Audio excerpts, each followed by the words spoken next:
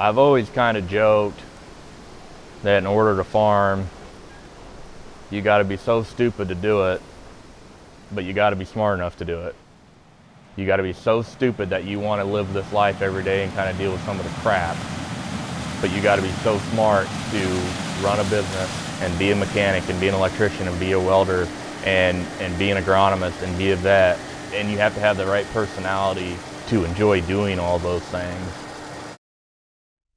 Farm ownership and the family farm are the foundation on which our whole agricultural system is built. No one should promise miracles, but there must be ways. Ways must be found to help the industrious small farmer who wants to help himself. That kind of an American is a good risk.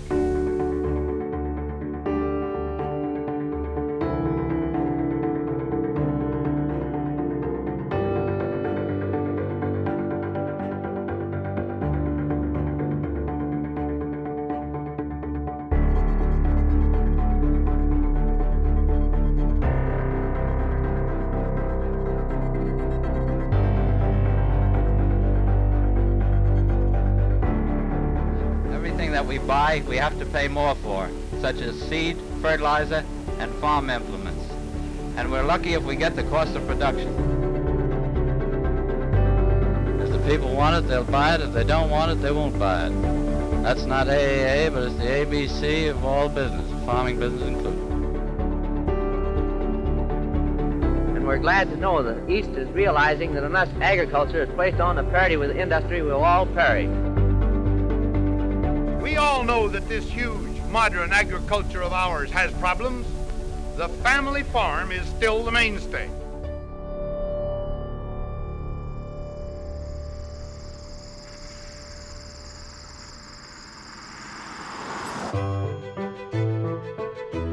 My name is Alan Benneker. I'm a fifth-generation family farmer.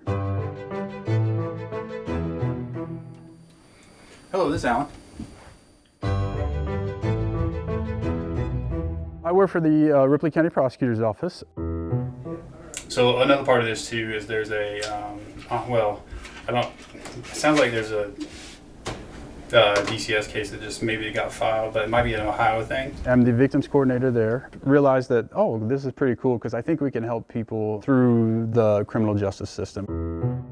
My job is a little bit flexible because I do work outside of the standard, 8 to 4 at the courthouse. That allows me then to, when it's harvest season, that I can come home and get stuff done here on the farm. It's vacation, so I take vacation to come here and work. Sometimes it feels like a vacation too.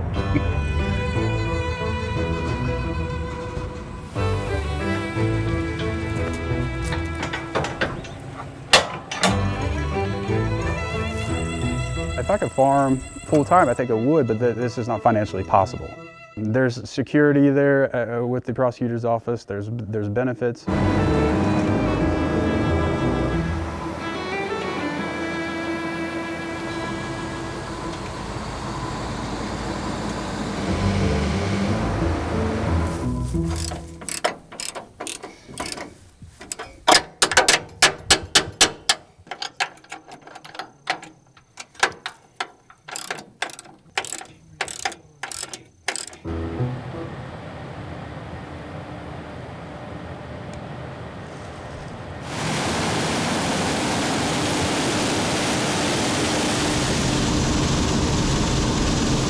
We're in the harvest right now, my favorite time of year, and we're harvesting corn. And we started to harvest about roughly 2 weeks ago, and so it's been running ever since. Growing up the farm, I knew that I did not want to be a farmer.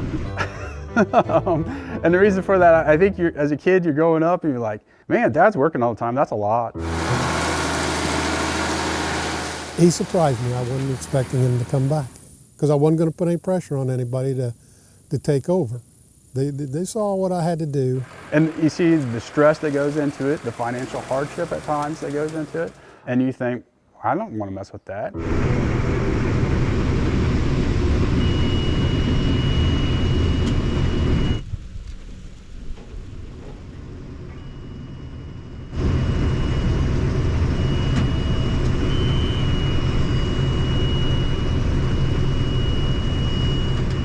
first, my hope was a glitch, like, because it stopped right away, but then it came back on. Every light's, beeping and alarms are going off. So I quick shut the combine down, popped my head out, and see either smoke or steam, I'm not sure what, but there was billowing out the back, and that's not supposed to be there. I went back, opened up the engine compartment. It was way too hot to do anything. I saw liquid everywhere and a lot of chaos and said, this is going to be above my pay grade. I had my cell phone on me and I called the local mechanic, Mike Schumann, and said, hey Mike, I'm on Glaub Road. I got a problem with the combine. Can you stop by? And Mike says, Glaub Road, and dropped the call. And that's all I heard. And here we are, we're on Glaub Road, and 5 minutes later, there's a mechanic.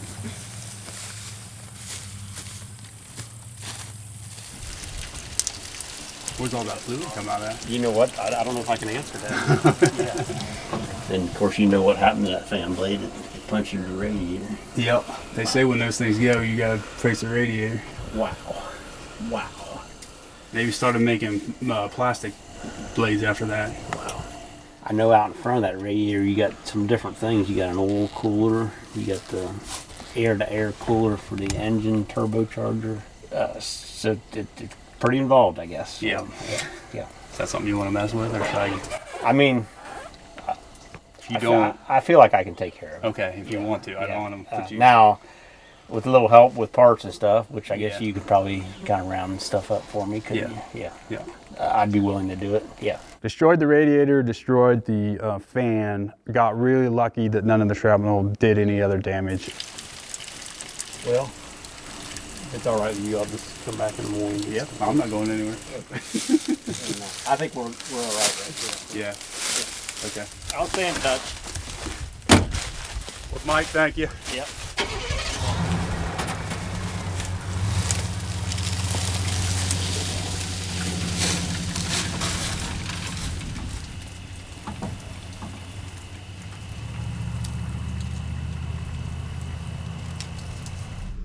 I don't know what it's going to be. It might be $10,000 to fix that. I don't know yet. We'll see. That's the beauty of farming, right? You make plans, and then at the end of the day, you end up fixing stuff, which is all right. Farming is expensive. Costs have gone up.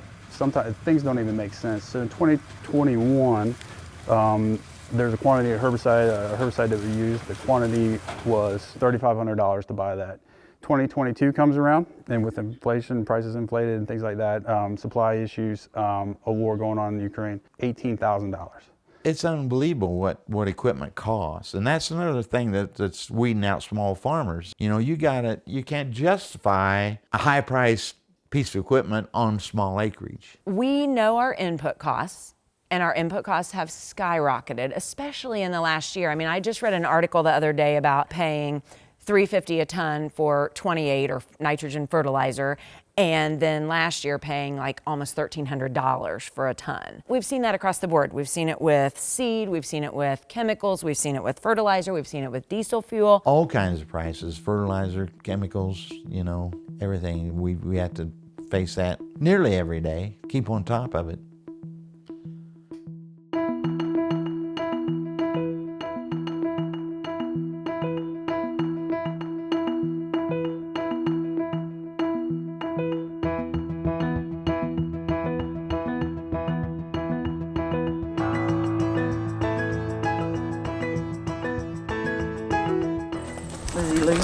My name is Tara Henry Madden, and I'm a generational family farmer.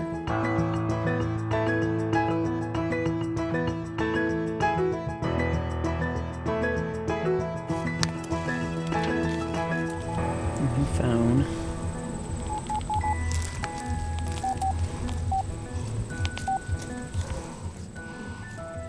I don't really like a lot of technology, and I'm not real tech savvy, so all I need to be able to do is to call and text, and so that's why I went with the flip phone for that and the durability of it. But I can tell you right now, I dropped it, ran over it with the tractor. It is destructible. Hey Jenny, it's Tara Madden. How you doing this morning? We have to pay what they charge to buy the seed and the fertilizer and the diesel fuel because we have to be able to put that crop in the ground. Can you tell me what you're paying for beans today out of the field? $12.28 at the river. Okay. All right. What about, you got a bid sheet there for corn handy? They also set our end price. what we're gonna get for that. 6:38 out of the field in a day. All righty. I will think about that, do some figuring. Thank you. Bye-bye. Hey, Jenny, it's Tara Henry Madden. Can you give me some bean prices for today, please? Yes, can you tell me what you're paying for corn today, please? The inputs, we know. The return on that, we don't know. That's totally at the mercy of the Board of Trade in Chicago, and you just hope that they're gonna base that at a high enough value that you're gonna cover these higher input costs. All righty, let me do some thinking on that. Thank you, I appreciate it. Talk to you later. Bye-bye. Oh, we don't need that. We don't need the barking. Gunner, just go tell Nate to get in here and eat his food. It's our lunchtime, not yours. Hey, Liz. So consolidated right now, beans out of the field, they're paying $12.90. The river's paying $12.28. I said, why is the river lower? And he said, because the water level is so low that they're having trouble getting the barges in and out, so they're having to charge extra. That's what that guy in the consolidated said. Wow. Bunge's paying $13.37. Glenwood's paying $13.05. And then you can still You take it to take Bungie. to Bunge and be ahead. All right. Well, that's what I found Good out. deal. So All right, we'll thanks. check on it tomorrow. Yep. Okay.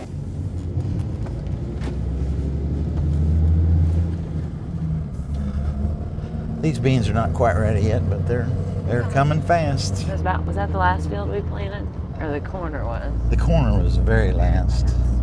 Nate's got that combine all back together. Got that belt on. That belt cost $2,200. Oh my Lord. And there's 4 of them on there. I bet we'll only replace one. That's crazy.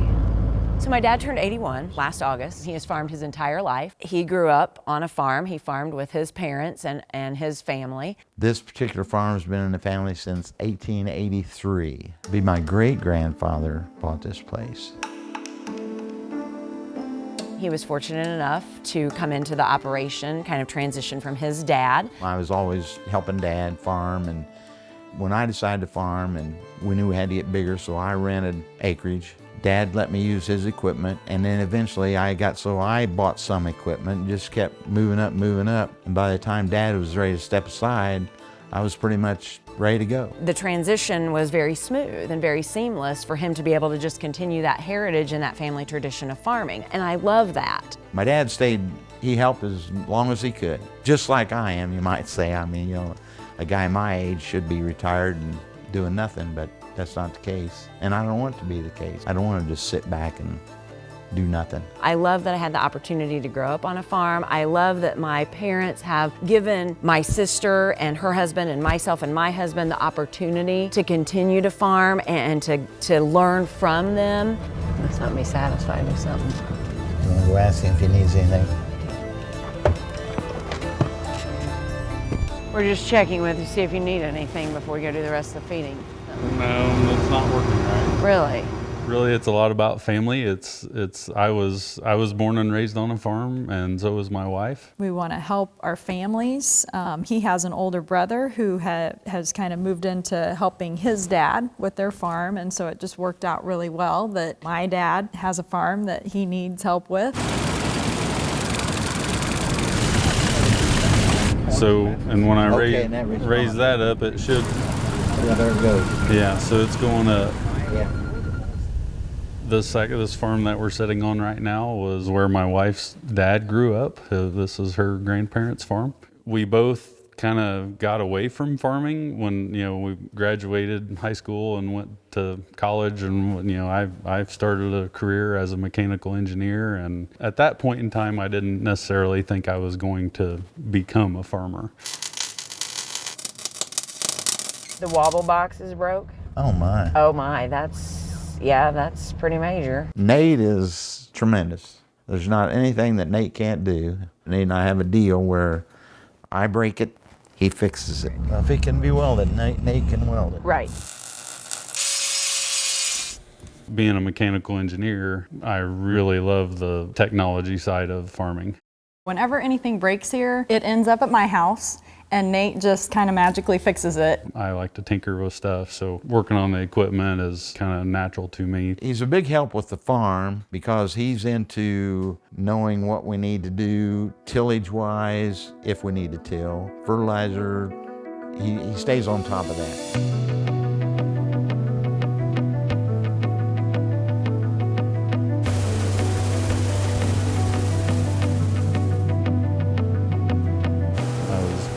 very pleased and very excited to have the opportunity to do it. And I say opportunity because that's being able to work with my father-in-law to do this. Yeah, we're trying to move into transition that they'll take over. Nate has half my acreage and he cash rents it. Jason and Tara have the other half and they rent it on the halves, 50-50. Now this next year I want them to cash rent it too, and then I won't be as involved as I am now. I'll still be around to help, but I won't be as involved. And that way they're both have their acreage and go right on. I'm glad that both my daughters and their husbands want to take over the farm and keep going.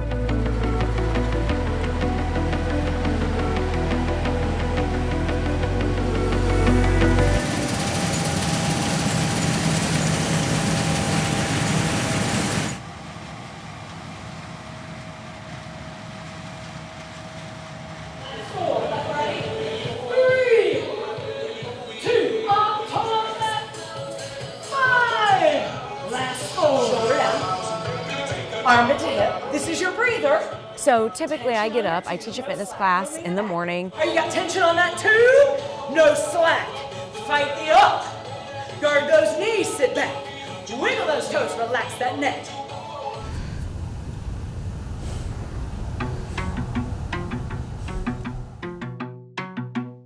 And then I come to the farm and we do feeding typically in the morning with our cattle. We go around and we like to check everybody, make sure everything's okay. Come here, Gus. Come on, let's. That's it. Yeah, go after it. Let's get Gus some hay. All right, there's some hay for Gus. No munch on that today.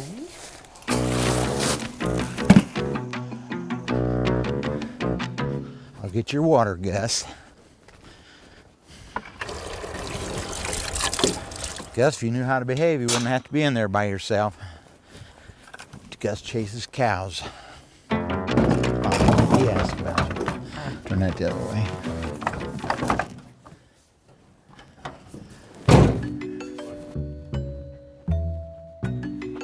Hey Gus, what's up, buddy? You doing all right today? Huh? Yeah, you're a good boy. See you tomorrow, bud.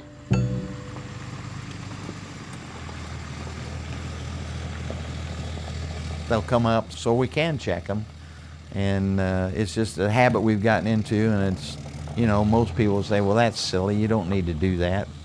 We use a lot of hot wires to keep our cattle in. So want to check on them a little better than if you just have a woven wire fence and you know they can't get out. But the hot wire, you're not too sure. In the summer, it's probably a little less labor intensive as far as we're not having to feed hay. We do still feed some grain nearly every day just because we like to hand feed everybody, see them. That way they know us, we build that trust. So heaven forbid if they would get out, they do respond well to that grain bucket.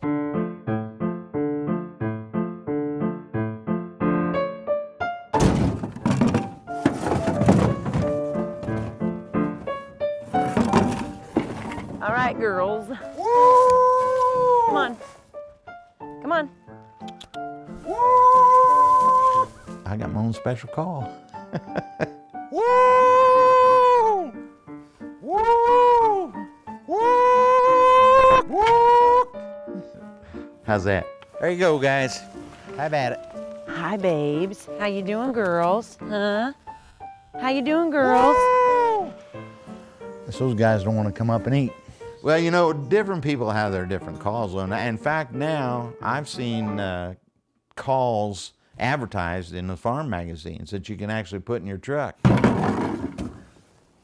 don't think I need to call them now. They're all up. How we doing, huh? If you walk out there with a bucket of feed, you know, they're extremely friendly and nice to be around too, so. They have their own kind of personalities. Picture, you know, we've all met a dog, we're like, that's a cool dog, and then we go to another dog, that's a really cool dog. You know, they all each have their own personality, so whether it be a dog or a cat or a cow, they're the same thing. Looking good. Yeah, you're looking good. Gary likes to talk to him. Oh, hi, I know, right? How you doing, huh? How you doing? If you're around them a lot, you get to know the different ones. Now Tara can say she's got most of them named. What's up, Wolfie? Hey, Bullet. You're good girls. I don't see Short. You know what? No, she's not. She's probably up the barn. I feel like Dad and I kind of have that special bond because, and my sister too, we like to go to cattle shows. You know, we joke about we love to look at good cattle. We could look at good cattle all day long. We like to go look at other people's operations and how they're set up. That's a good bull calf. It's a good bull calf right there in the middle. I noticed him, yeah. I don't know what his number is. There are several good calves in here. Yeah. Like I said, 107 is a pretty nice calf.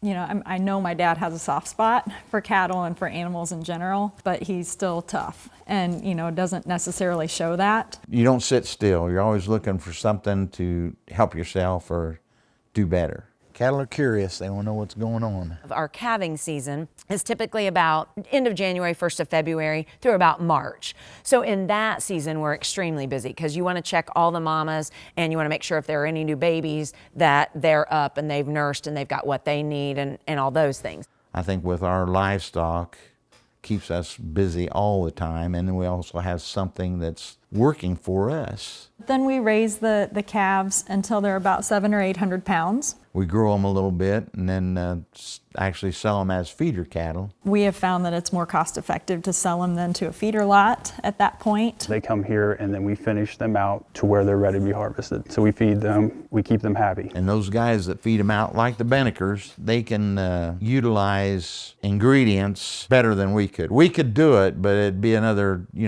big ordeal to take on, I think. All right, girls, we'll see you tomorrow.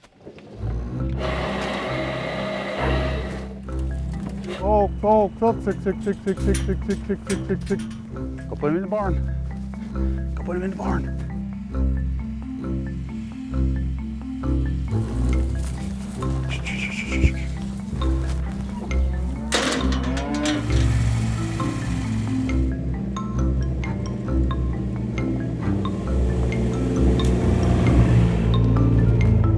Every morning we feed them breakfast, and so they're used to it, and they were hungry, and they were ready for it.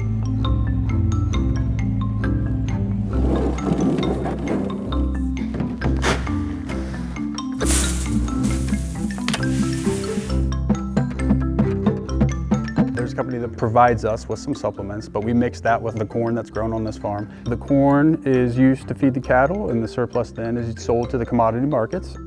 It's like candy. They love it.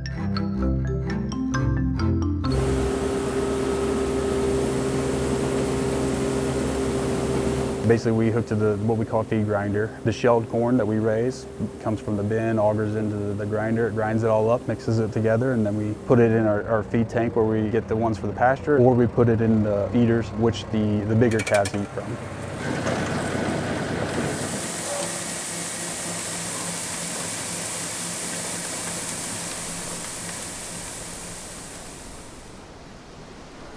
Dad moved here with his family in 1925, so it was before that even when it was in the family, 1884 or something like that. He grew up here, I grew up here, and Alan grew up here.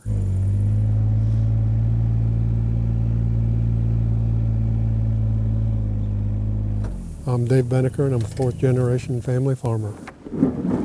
All I can say, something I've done and something I enjoyed doing, and as long as I can help out some, I want to cut back because I get tired easier now. And the world's got to eat. I'm not an important person, I'm just a little cog in the wheel. But the world's got to eat, and hopefully we're doing a little bit of that part to supply food for everybody that needs it.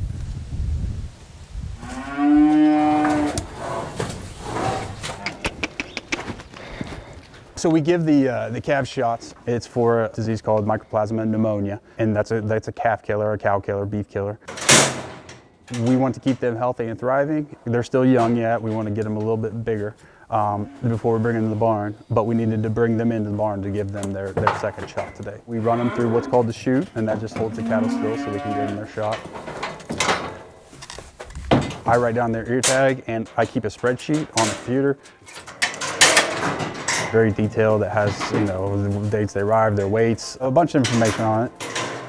Beef are ready to be harvested. We take them to our processor. We have a USDA processor. this is our product. It's really wonderful. One of the reasons we went with this processor, besides their USDA certification, is also in the way they're able to package the beef. They are able to portion control ours, so they are all fall within the same range. We buy feeder calves, meaning the calves are about 500 to 600 pounds, and we buy them from other local farmers in our community. We were happy just having the mamas and the babies, and then, like I said, if corn's low, we'll finish feeding them out, and if it's not, then we'll sell to Alan and let him finish them. Here at the farm, we have a facility to store all that beef. My wife does a great job marketing, so we can ship beef. You can order it through our website. As our business has developed, it's like, we know that the beef tastes great. How do we preserve it? And how do we enhance the flavor? By making sure that it's cut correctly and that it's packaged correctly. There's nothing that's added to your meat. We can ship beef anywhere in the country. You can come to the farm and pick up beef, and we kind of go from there and feed the local community, and then we're able to feed our friends in California or you know, Florida or wherever.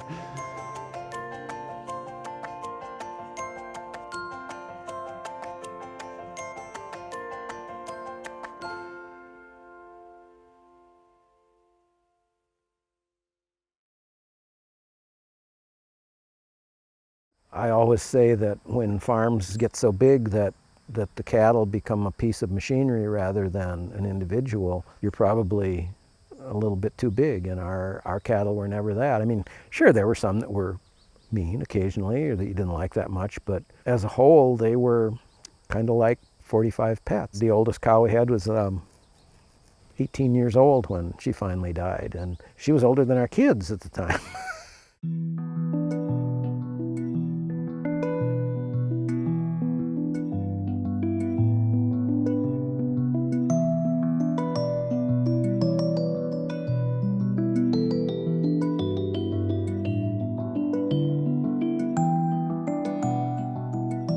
My name's Jim Goodman. I'm an organic dairy farmer. Been retired about 4 years now.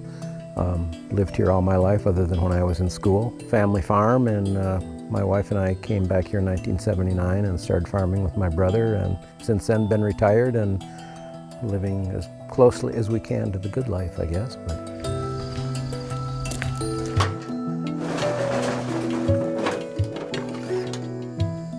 The farm was bought in 1889.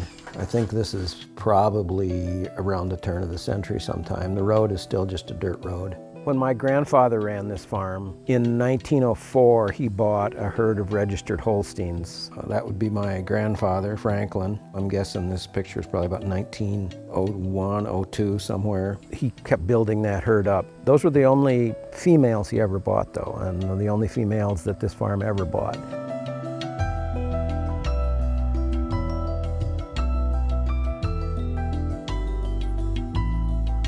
And so he developed that herd of cattle, and then my father and a couple of his brothers took it over in the 20s. And we maintained that same base herd until I ended up selling the last of the cattle in 2018. This herd was the oldest continuously owned herd in the United States and possibly in the world, because it was 114 years that that herd was in our family.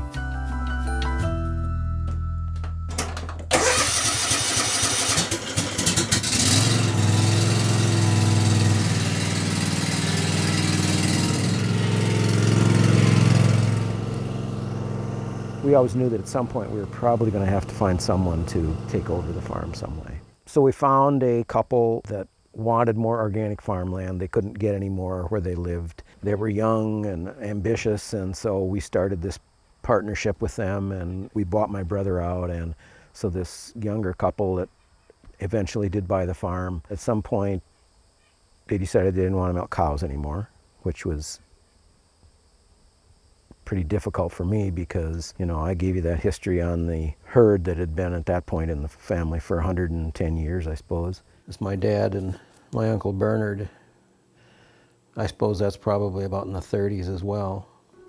You know, being the heart and soul of the farm, I didn't really want to sell them. And about the same time, we got a letter from the cheese factory that was buying our milk that things were really tightening up because there were these huge, we call them organic CAFO dairies, confined animal farms down in Texas and other states that were not following the organic rules and getting by with it.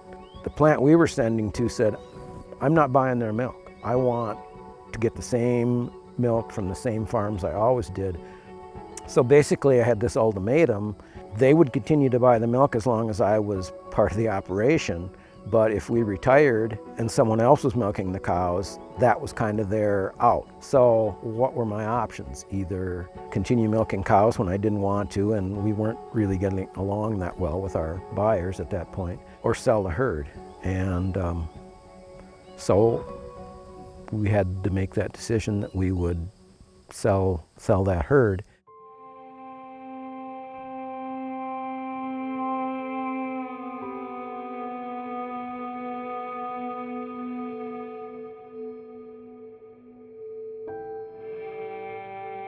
This, I think, was the last picture that Rebecca and I had with the cows.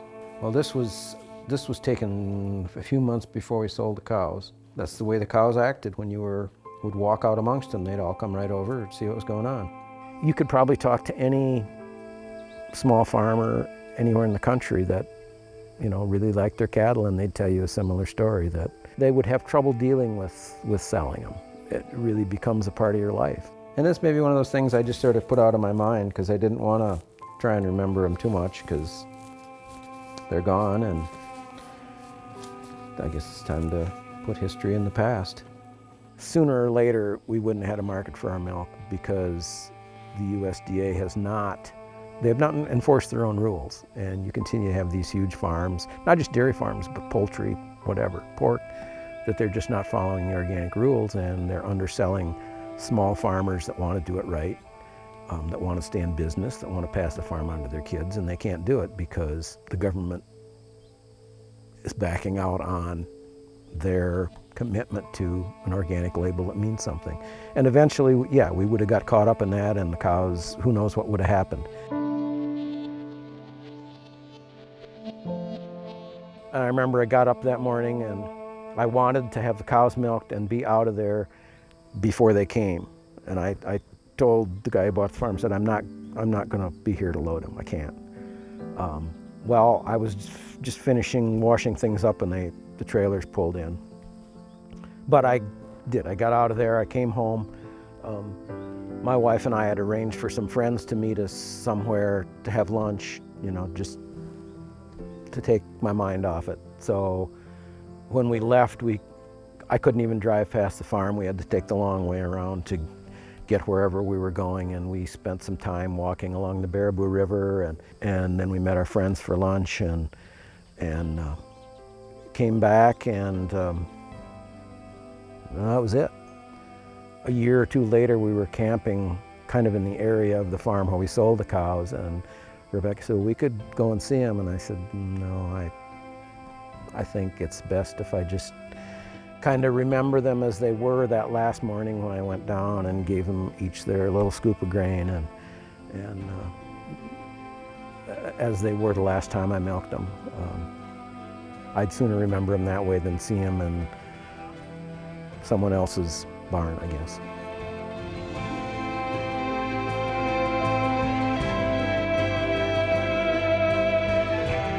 You have to realize you don't owe your grandparents anything.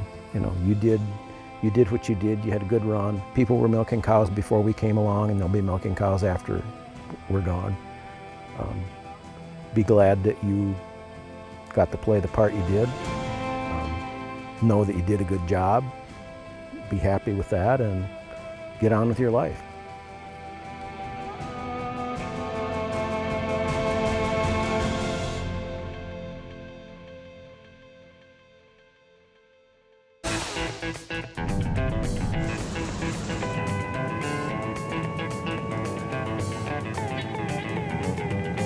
Soybean harvest is what we're into now, and we have to wait till they get dry.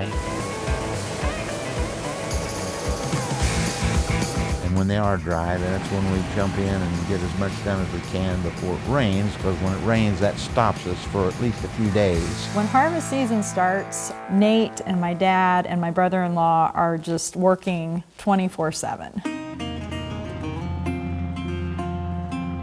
There are nights where Nate maybe gets a couple hours sleep. It's kind of like being on call. but for like 2 months straight. Very busy time of year, regardless of whether it's corn or soybeans. If the weather's right, you want to be doing something. So you're going to cut those beans, and the bean head will have like a sickle bar on it. So it's going to cut the beans close to the ground, and then the combine's going to split those bean pods open. It's basically meshing all that around and popping those seeds out of the little bean pods. Beans are going to go into the hopper tank on the combine because that's what we want to keep. All the chaff and the trash is going to go out the back. When we harvest, we take it straight to our own storage facility, basically. Store it all there while we are harvesting. We're fortunate enough that my dad has his own grain bin set up, so we can haul in and then we can unload, put that into the bin and store it until we see the price change to something that we feel comfortable selling with. Obviously, supply and demand. Right now, most farmers across the United States, it's harvest season. There's a huge supply of grain. So you can imagine what the prices do at this time of year. They go down. So if you have on-farm storage, you have a place to store that and hold on to it until commodities go back up, prices go back up because of demand starting to rise. Yeah, so we shelled this corn. It was about 24% moisture when we shelled it, which is way too wet to store corn. Generally, we want to get it down to 15% or more. So we've got to dry it down, and how we do that is the floor in this bin is perforated. It's got little holes all throughout the floor. There's a fan on the outside that blows air into the bin, into that cavity, and then up through the grain. These augers go all the way down just above the floor, and they're spinning around, bringing corn up from below, putting it on top, and just stirring the corn all up. And so every day or every other day, I'll come up here and check it, and moisture levels should be going down, down, down, and eventually we'll get to about 14.5%, and I'll shut everything off, and we can store the corn for the winter. When we do sell our crops to a commodity, we test all that beforehand, and then we'll have an idea, because they test it too. They base a lot of their pricing off of moisture content and stuff like that, and generally we're right on. So it's been pretty true to us so far. 20.1. Nate is the one that checks on it during the night. Sometimes he'll go check and make sure everything's all right. Well, usually every night. That's the process of harvest. It's tough, because some years you're good and some years you're not. So it's just tough. Newer modern machinery and stuff makes it a lot better, you know.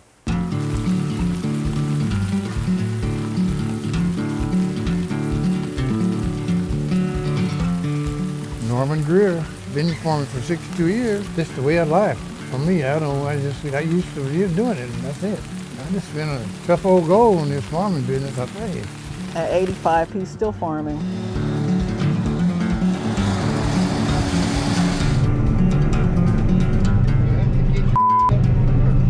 He's scaled back a lot, but he's still out there. He's still getting it, as he calls it. Like my dad, I looked at him like, Batman, but my grandpa was like Superman. The tales and everything that I thought of him back then, I still think of him like that this way today.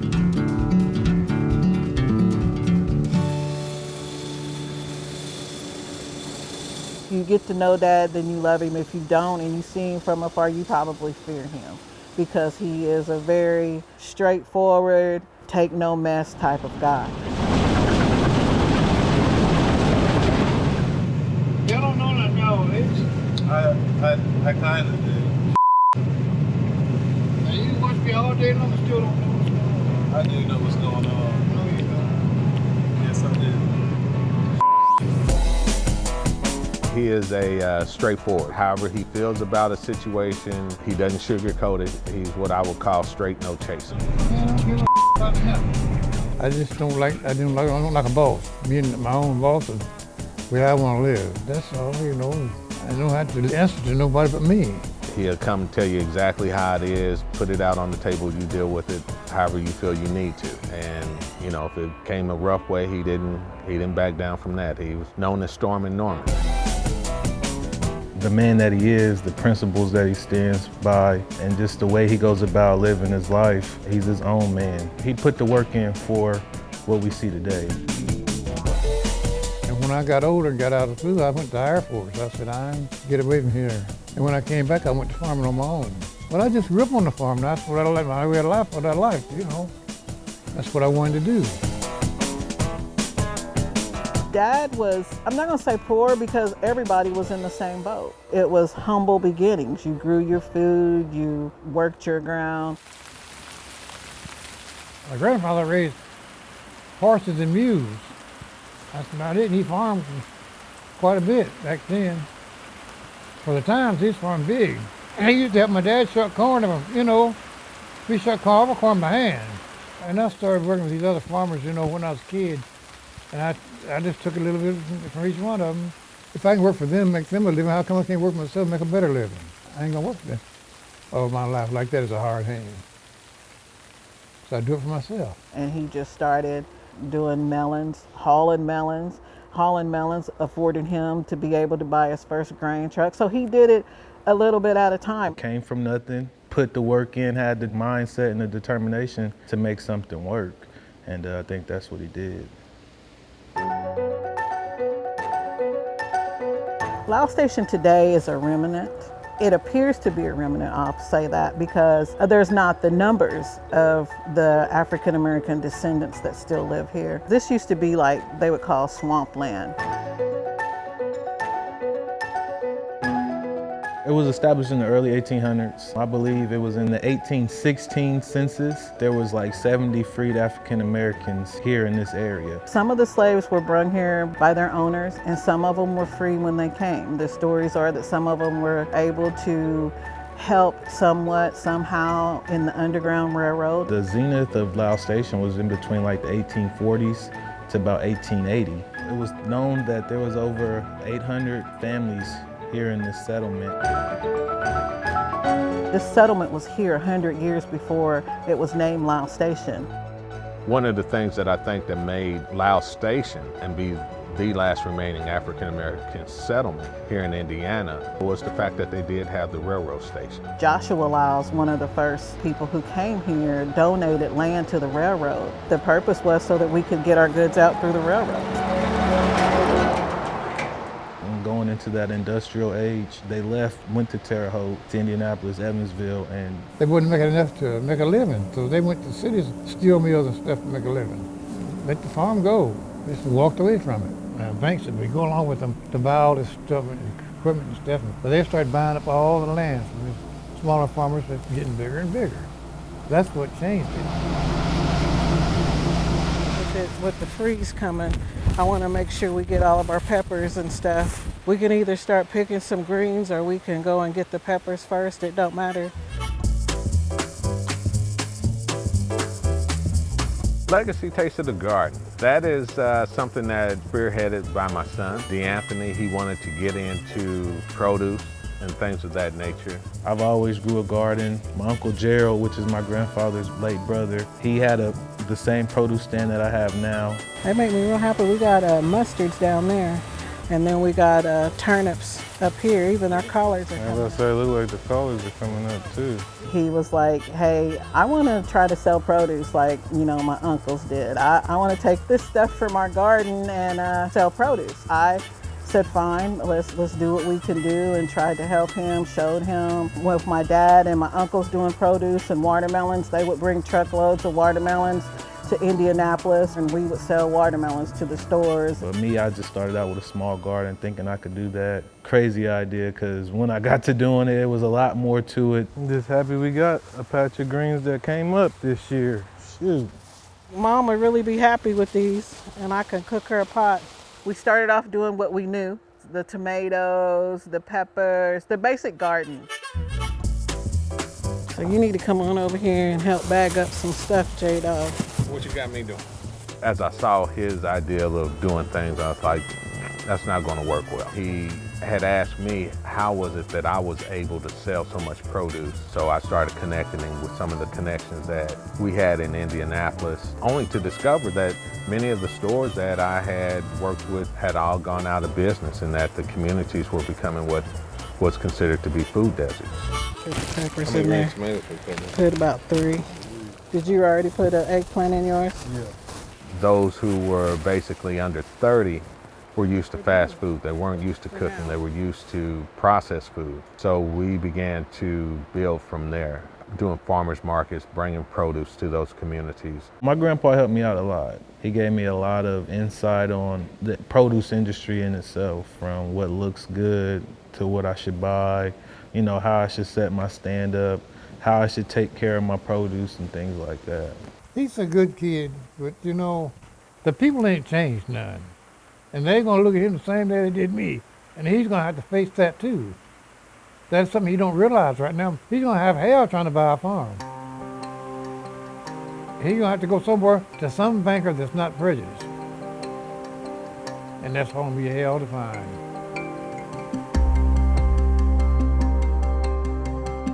When we started with DeAnthony, it was a wake-up call for me. We would go to conferences and find out different programs and different things that may be available for farmers, and you would have thought we walked in there with 3 heads.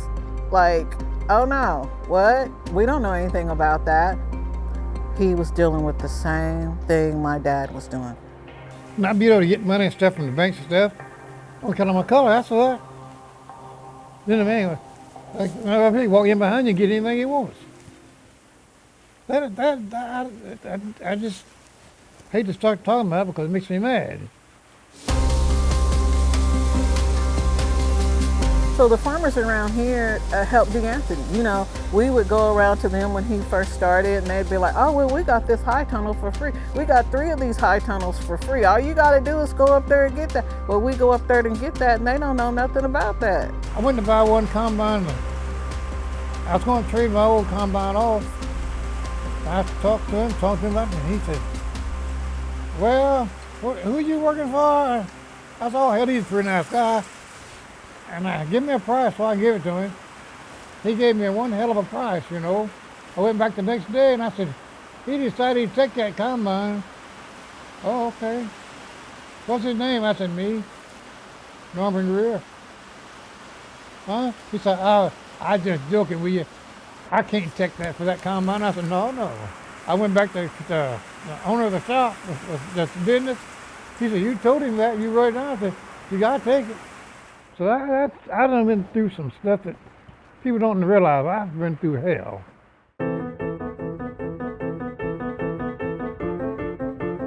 I guess Dad had gotten in with the FHA, kind of like the USDA. I had a loan with FHA, Farmers Home Administration. Reagan got in office. He said, get rid of all of them.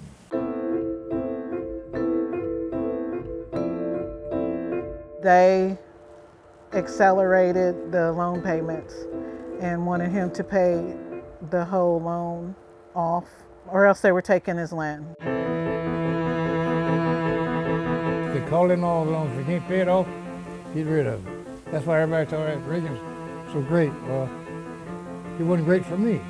Him and my mother were in a fight for the land. They get lawyers. They were doing everything to try to save their land. That was during the time of droughts and floods and all that coming along. And I had to do, I used to haul millions. I done everything to try to make up the difference, you know. But the USDA forced him to sell 150 acres to settle the debt that he had with them.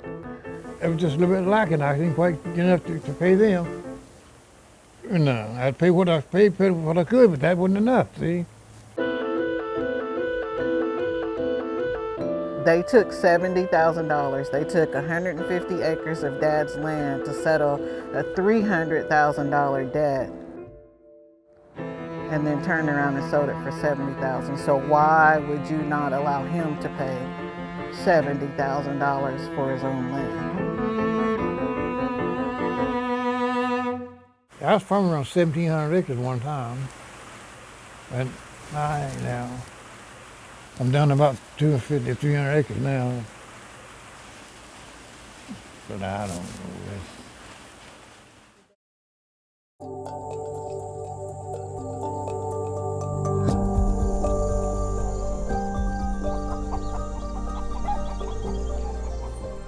The 80s were extremely tough for farmers.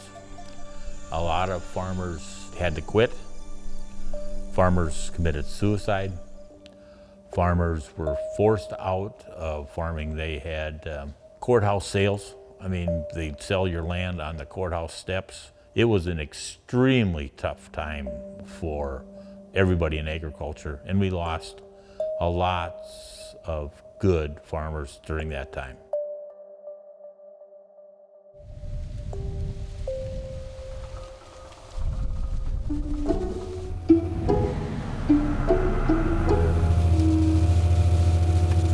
Good morning, Bill. It's another great day to combine corn in the great Lincoln County. Even in the 80s, I did not want to be a farmer.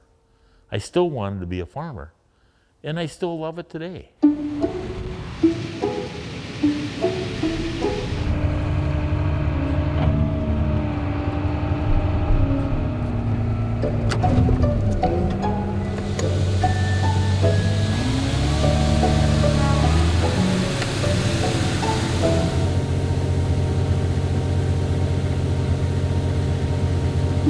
I take it we're empty. Yeah, you're empty.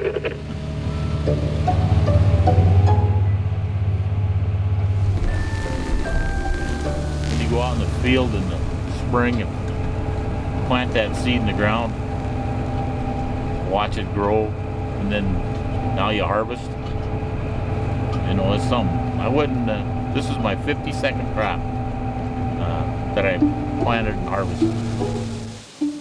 Something happening here. That's my theme song. It's for what it's worth. Well, I'm Bob Worth, a farmer from Lake Benton, Minnesota.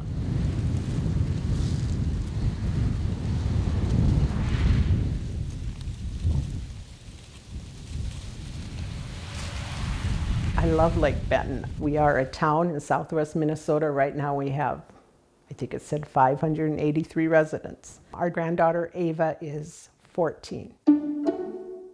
This summer when she was here, I said to her, I hope you still keep coming to see me, Ava, because I know your life is going to get busy and you're not going to be as happy coming to Lake Benton. And she said, Grandma, I will always come to Lake Benton because when I'm here, I can just be.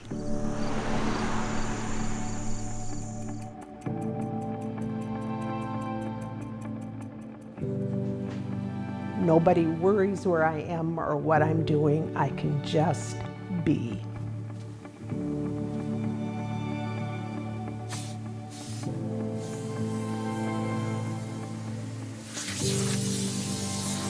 You know, there was something about being raised on a farm.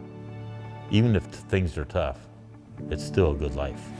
We got lucky. Oh. Didn't we? We got lucky. You must have done that before. Oh, yeah.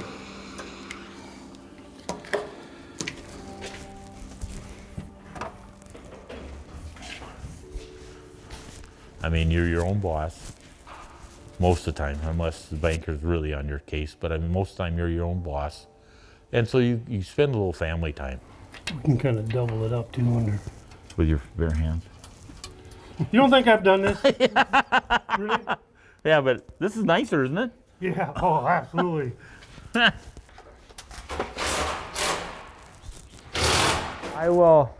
I'll be right there then. Yep. Well, yeah, that nice rough road. So, yeah, they want to put,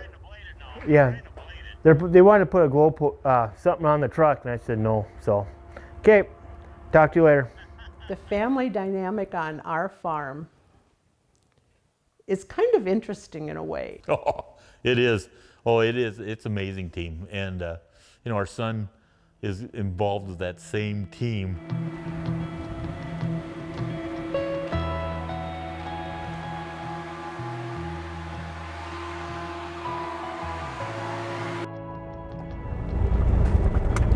I might have to go to the highway because that road is terrible.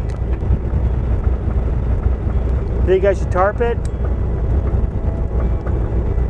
No, I don't think so. It's only a mile on the highway. I don't think you'll get that high rate of speed up anyway.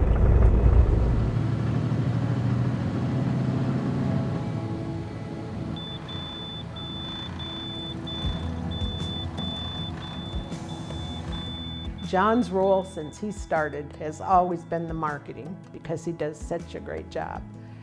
And as time goes on, he's the one that has to do the most physical work because Bob's getting older and not quite as strong as he was.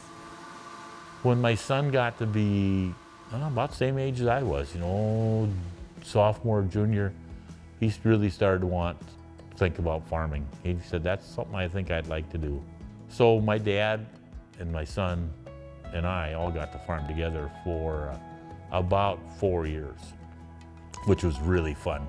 Then as time has gone on, Bob and John have worked together, like to do the purchasing. You work with the seed companies, you work with the fertilizer company. They share the field work. It doesn't really matter who does what. Whoever is available, one runs the combine or one runs the chisel plow or whatever they choose to do. It's whatever comes up.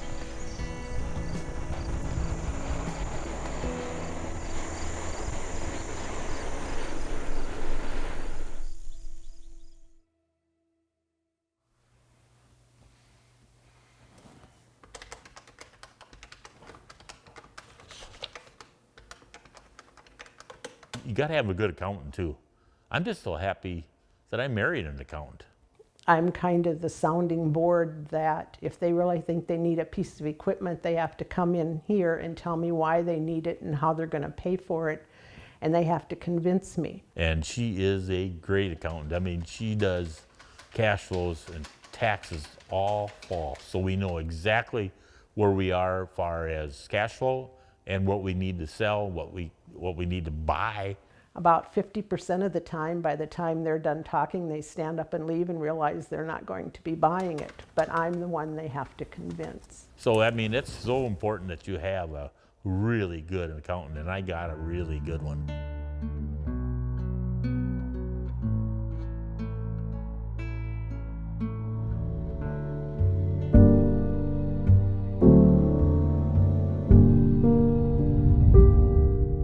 It started with my father.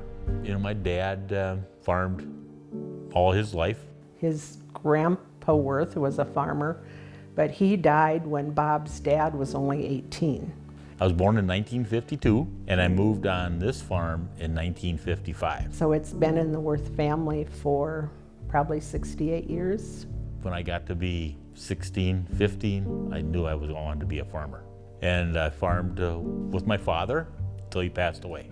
They really got along.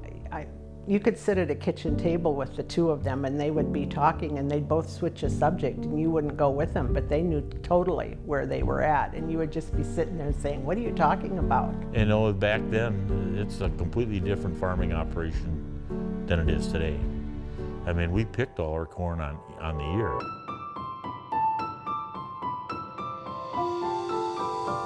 In 1977, we put up our first corn dryer. My dad ran a 4-row planter, 36-inch row. He planted 40 acres a day. And now I plant it an hour.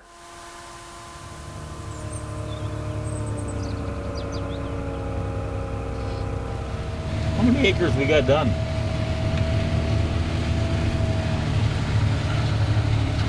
It's 39.2. We still have probably 7 days to go yet, but it'll be faster now. We're closer to home, so it doesn't take so long to haul what little bushels we have here. But it's going to be a lot easier on John, and it's a lot faster.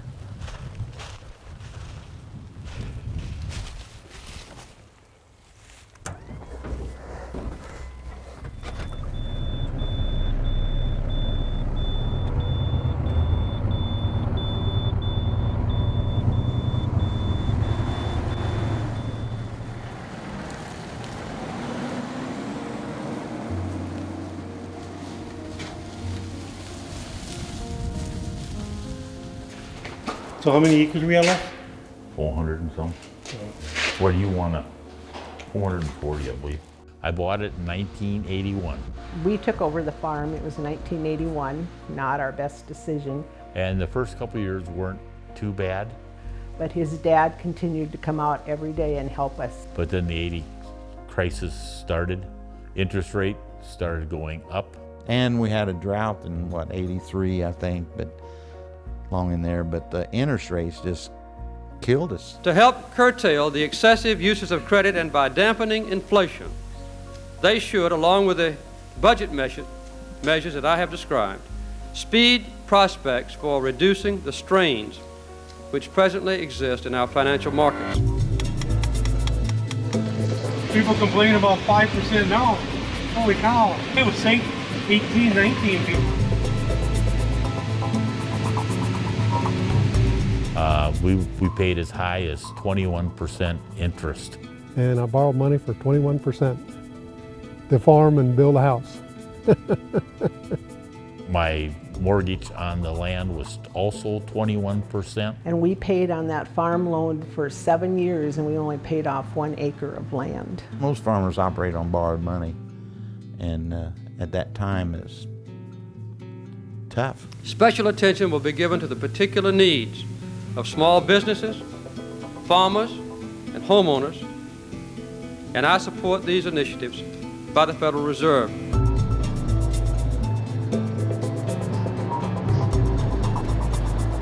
There was times when Christmas came along, we didn't know what we were going to, how we were going to buy gifts and all this stuff. Things were lean around here in the 80s. And I'll never forget, it was in the 80s when my dad, first said, we first started hearing of these operating loans where you would have to go out because you didn't have enough profit margin to then cover these higher input costs. So you were gonna have to get an operating loan. That was the time in the early 80s when most people were expanding, and instead of milking 30 or 40 cows, they were moving up to 70 or 80, putting up big silos. And they had all this debt because land was cheaper, and they'd bought equipment, and then they had loans to pay back, and then commodity prices weren't there and yields weren't there. It was kind of like a ratchet thing. Maybe your price of milk would go up 1 notch, but everything else went up 2, and then you'd go up 1 and you'd go up 2 more. So it was like you could never really catch up.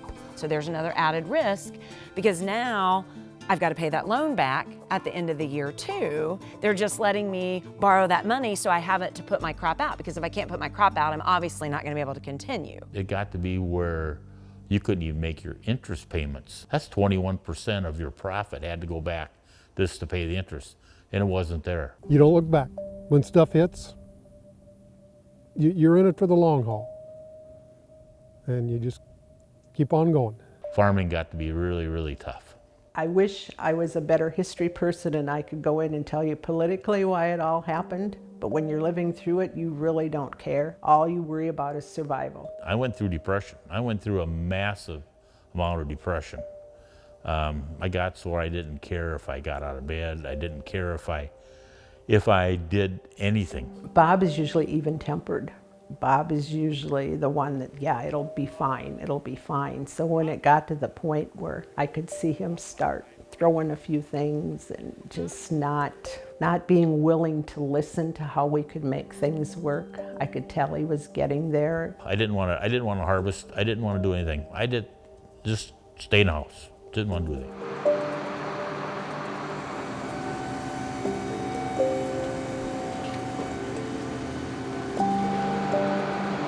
It was like every morning was like, hey, you need to get up. And I don't want to. Yes, you need to get up. Like I said, my wife just knew something was wrong. And so she convinced me I needed to go to the doctor. It just wasn't done in the 80s that a macho male farmer needed help. Sometimes I feel it's that way now, but it shouldn't be. Just give me a call. 507-530-2541. 507-530-2541. That's my cell number.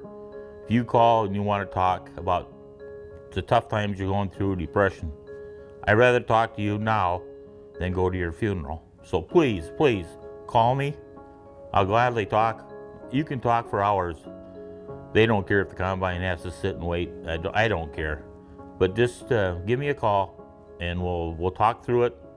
And I'll just explain my situation so you will understand, that it's okay to talk about it. I'd rather have you talk about it to me and get help, and we'll get through this. We all will get through it, I promise.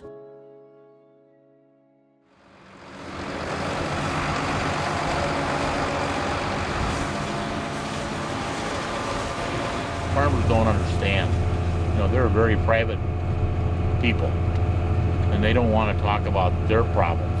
They're supposed to be macho, king of the world, and we are. I mean, we do a lot of good things, but you know, we can have depression, and there's nothing wrong with that. You know, farmers are proud people.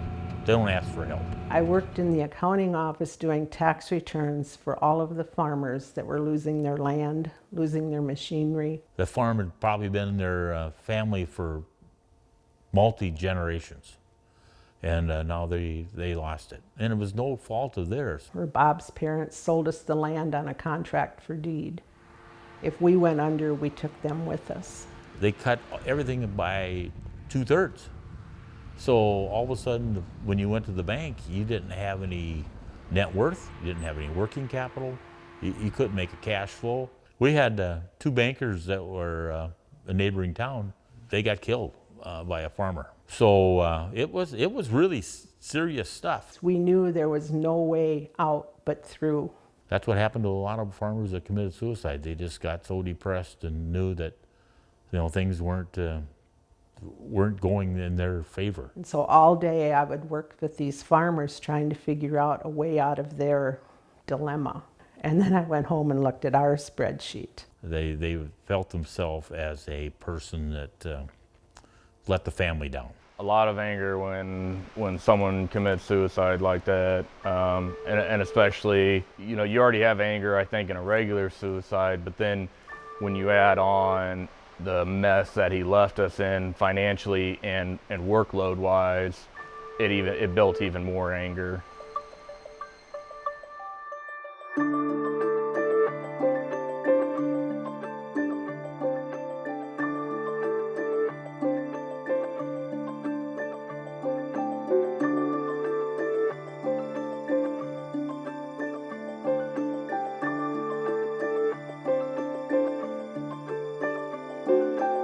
I'm Matt Holsizer. I'm a 5th generation farmer. My name is Liz Holsizer, and I'm a 5th generation family farmer. I'm Andrew Bowman, and I'm a 5th generation farmer.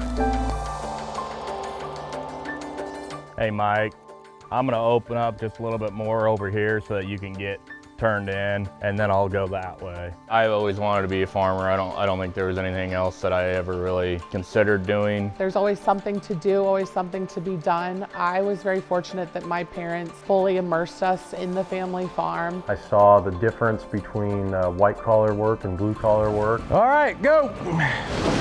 What it meant to manage things, manage oneself, but also to put in the grunt work, put in the long hours and do all of that. Keep going. Keep going. You got to be able to fix your own problems and fix your own machinery and be a businessman and be a herdsman and be a vet at the same stroke of a hand.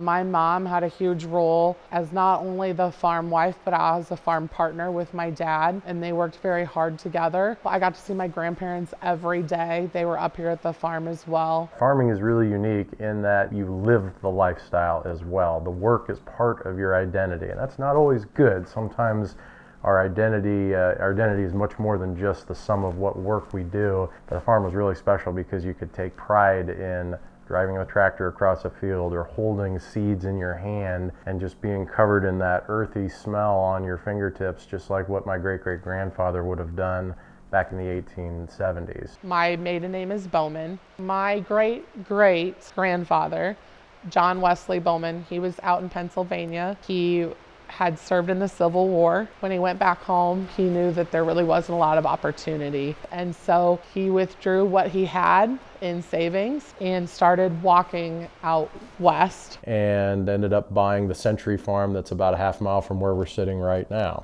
The next generation was my great-grandfather, Ed R. Bowman, who his claim to fame was surviving the Great Depression and keeping it together and buying out his siblings that didn't want to farm, but you know, they inherited a share. My name is Edward Andrew Bowman, commonly called Ed A. Bowman. I own the acreage north of Oneida, Illinois, commonly called Woodlawn Farm. When my grandpa went to war His brother had an eyesight problem that actually kept him from having to go to the war. And so one of the things he did was he actually filmed the farming practices on the farm to keep my grandpa up to date when he came home. The pictures you are about to see were taken by my brother, Ralph W. Bowman, beginning in 1938, and were taken primarily on Woodlawn Farm, a mile and a half north of Oneida, Illinois. This is a picture of John Knapp's corn sheller shelling corn from the crib at Woodlawn Farm, the Bowman farm. The drags were placed on the inside of the driveway, and the men pull the corn from the crib. It's elevated up into the sheller. The sheller separates the cobs and corn from the husk. The corn goes into the wagon, the cobs into the cob wagon, and the husks are blown out into a pile on the ground. That is myself, Edward Bowman, with my dog and my cat. There's my father, Ed R. Bowman, cutting seed potatoes on the back steps. The farm is today operated by my son, Lynn Allen Bowman, who lives 1/2 mile north of that farm on acreage previously owned by the Finley family. Then my father, Lynn, he survived the 1980s farm financial crisis and continued buying land, continued the insurance business.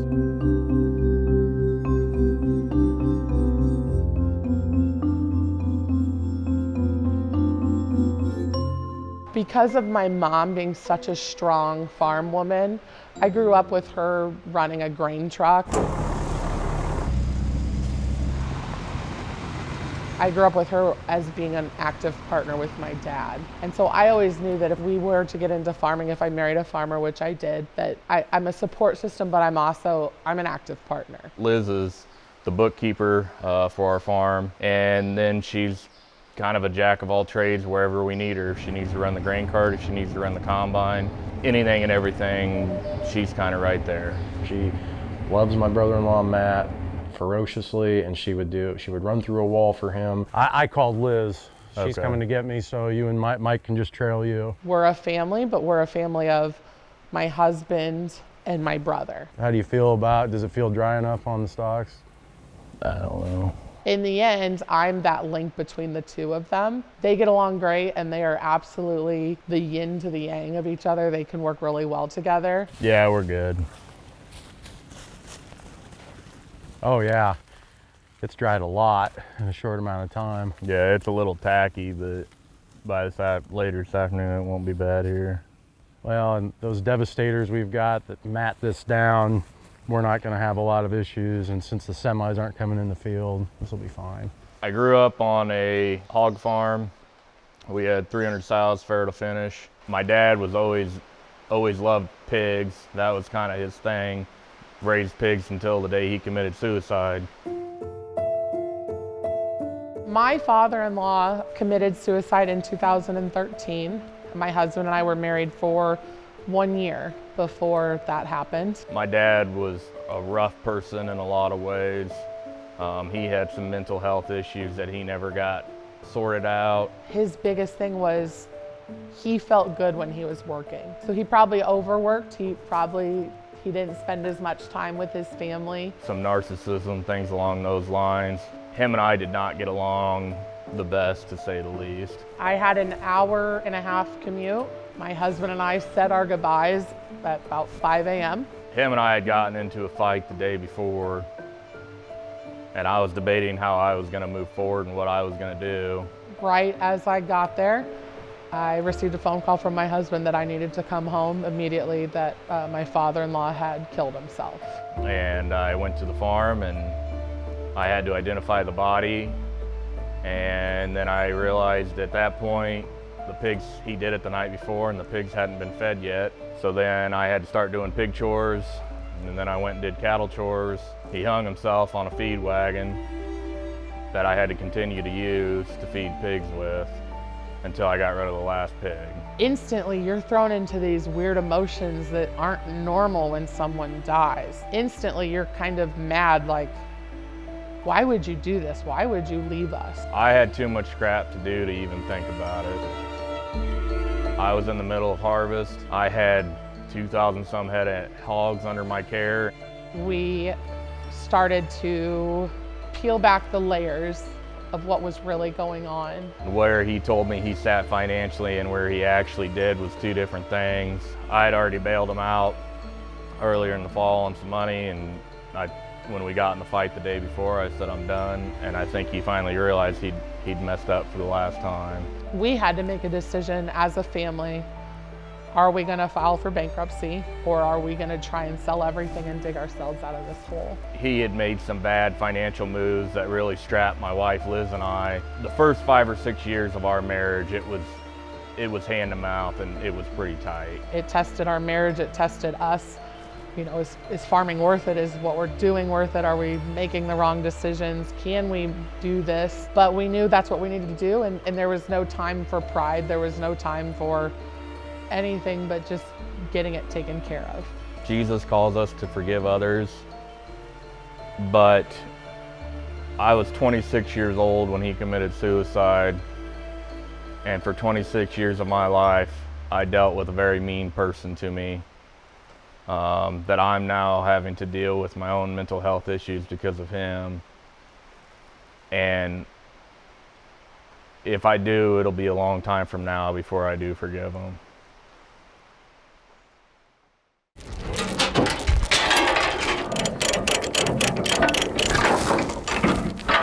I don't know, Matt. I say you just leave this here. This will be the next place you need it anyway. Matt is the best farmer I've ever met, hands down. He didn't grow up with a whole lot, but he grew up with a heck of a work ethic. He still has that to this day. Always waiting on me. You don't pull that clip. You good? Yep. He's taught me a lot. He's brought the best out in me. He's very blunt and he's to the point, and let's go and get after it. Let's get this work done. Come on. Come on, girls. Come on. No, no. They'll figure it out on their own. We got to do. Andrew and I started farming together in fall of 2016 after my father-in-law passed. And that was a very deep time that tested but also strengthened our faith in God. And I told my brother-in-law, I said, I think it's time for us to work together. It's stupid for us to be trying to do this separate and have two separate lines of equipment and not share the labor and make life easier on ourselves. And he was right, and I saw the writing on the wall, and we've never looked back. At first it was more of a separated, you know, this is his, this is mine. It was very challenging, but in a good way. The best way to describe it would be growing pains. Want me to cut it right now? Yeah. You have two separate farms, two separate generational lineages trying to come together. Pull the bottom out first. What's that? Pull the bottom out first. Learning what his skill set is best at, learning what my skill set is best at. And then you have two separate personalities. We had a lot of issues, but they weren't with each other. They weren't relationship issues. The issues were, how do we become efficient? Because Matt had a certain, you know, idiosyncrasy of doing things, and so did I. How do we reconcile that? Now, if you need captions, their names are Lucy, Betsy, and Ruthie. So that's the names we came up with for the show cows. But it got to the point, it's stupid to maintain two combines, so we got rid of both of them and bought one together. It's only been the last year or so we feel like we're finally hitting the ground running. In the end, we all love each other, and that's what got us through, truly. Farming on our own would just not work. We didn't have enough manpower either side. Financially, it's harder, separate. It is such a demanding job being a business owner, especially a farmer, when you've got the burden of 4 generations on your shoulders. You know, there's times that we may be upset with each other and we still got to go to a birthday party together, but put that crap aside and move on. We are all one team, but we don't want anything to ever ruin our family relationship. That comes first.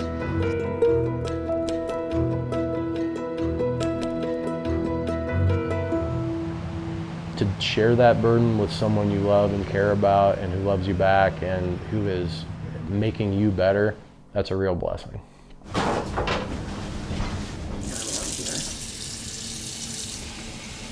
My mother-in-law has one of the more important jobs on the farm. This is egg roll in a bowl.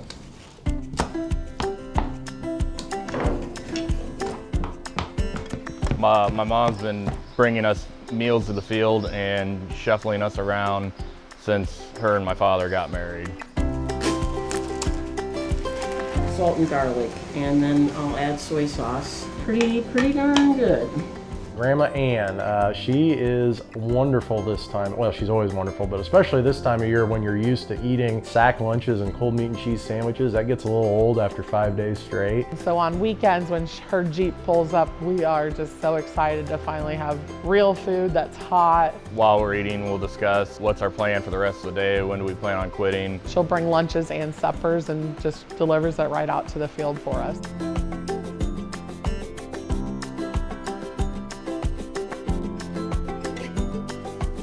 So when I was little, I remember, my mom would pack up a lunch to take to my dad and maybe his at that time we had hired help because my sister and I were too small to drive the tractor and stuff. She would pack that lunch and we would go, and that would be, we'd maybe sit on the tailgate of the truck and have lunch. That's right. Carol is awesome about keeping us overfed. They're called pigs in the blanket. That's what we call them. It's basically a sausage, a slice of American cheese, and these are Pillsbury crescent rolls. Yeah, Coke. Okay. That's good. There's the water too. No, I'm good. I'm good. All right. Thanks. Carol keeps me grounded. When I want to do something, I run it by Carol, and if she puts the brakes on it, we don't do it. But yeah, she keekeeps a handle on things. For me, personally, I'm so thankful for my husband. Every night when I go home and we talk about maybe what's gone on in his day, what's gone on in my day, and things like that, just that maybe different perspective.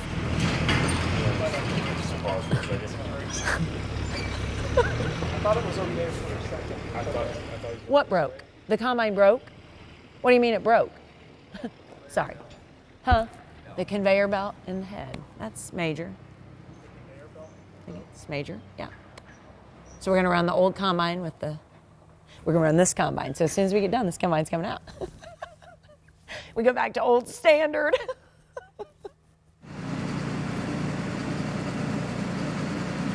When you advance the throttle and you feel the power and it puts you back in the seat, and then you brake ground, and it's if it's windy or rough, you'll bounce around a little bit, but it's quite a feeling.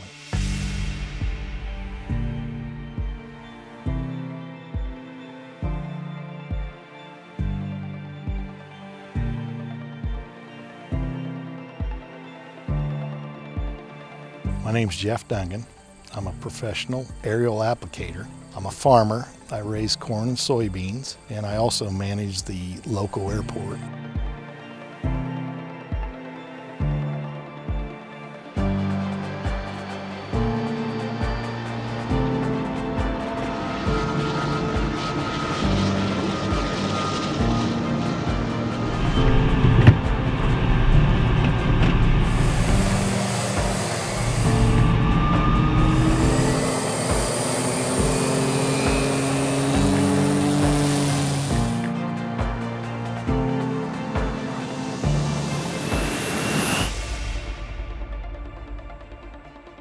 The best part of ag flying, without a doubt, is the bird's eye view.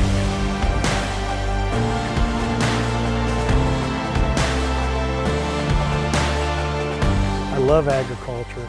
I love looking at fields. I love seeing machinery out working. It's really a wonderful feeling, especially on a nice sunny day to take all that in when you're doing your job.